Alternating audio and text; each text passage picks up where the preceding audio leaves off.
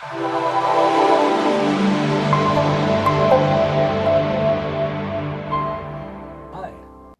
this is Rabbi Levi. So I wanted to talk to you a little bit about this week's Parsha. This week's Parsha is Vayakhel-Pekudei. It's Parsha in which the Jewish people give lots of donations to build the mishkan, which is the temporary tabernacle that we carried throughout the desert with us for the 40 years before entering the land of Israel. And then eventually it was set up in the land of Israel in Shiloh. So in last week's Parsha, Moses, he requests from the people to give donations. And the people come, they give donations, they start to give, they give.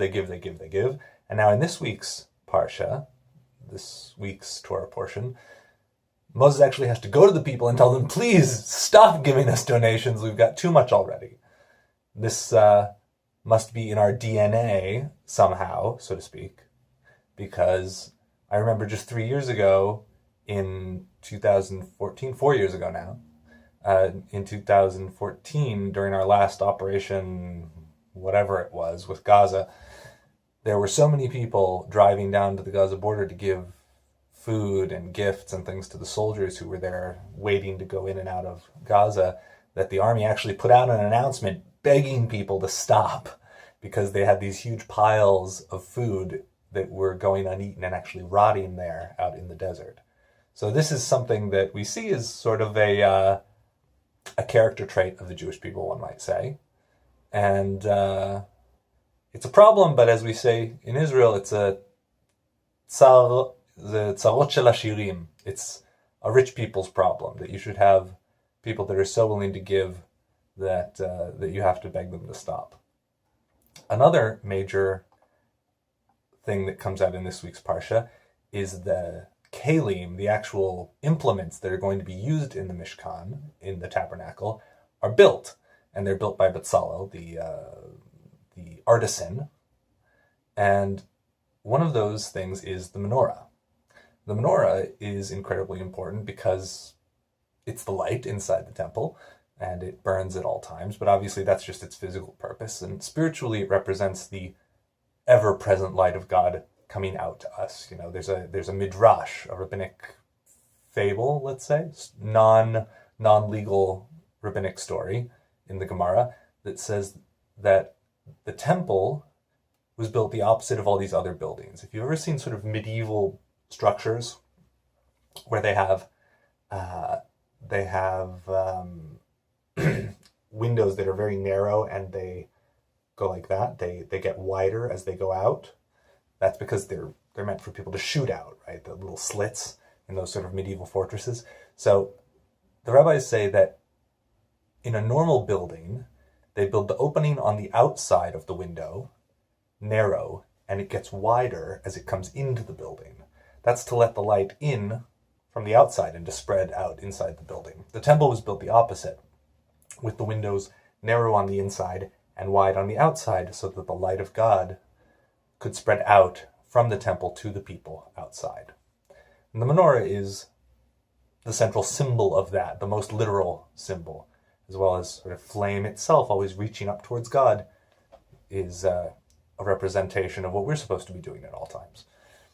The menorah itself, though, also has an interesting historical aspect to it, in that because this very specifically 7-branched candelabra was such a unusual, perhaps unique religious implement of the Jewish people, it became the symbol of the Jewish people. You know, I ask my tourists, I always ask them, you know, what would you wear as a symbol if you wanted to indicate that you're Jewish? And today it's the Star of David.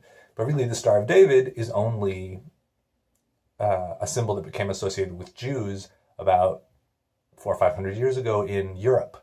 And my pop theory is that, well, those maybe Jews were the only ones around in Europe using it at the time, so it became associated with them. But throughout the Middle East and the Far East, it's used by all sorts of different people just as a regular piece of, just as a regular decorative motif, or often even in religious art. You know, something, maybe some mystical thing about the energy going up and going down at the same time.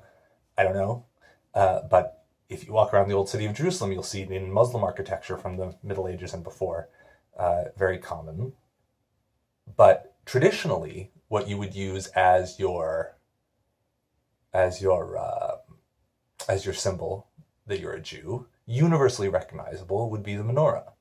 The menorah was used by Jews as their symbol. That's why every Jewish revolt against Rome that minted their own coins, they would use the menorah as one of their symbols, as one of the symbols that represented calling back to, the greatness of the Jewish people with our temple in Jerusalem, with the menorah at its core. And it's not just the symbol of Judaism as a religion, but it's the symbol of the trifecta of the Jewish people, the perfect trifecta of the Jewish people in the land of the Jewish people, the land of Israel, following the Torah of Israel, the Torah of God.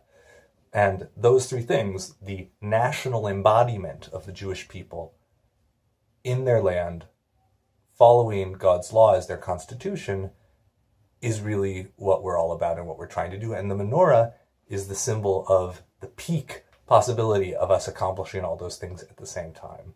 Please God, may we get back to that place soon and in our days, and have a wonderful Shabbat.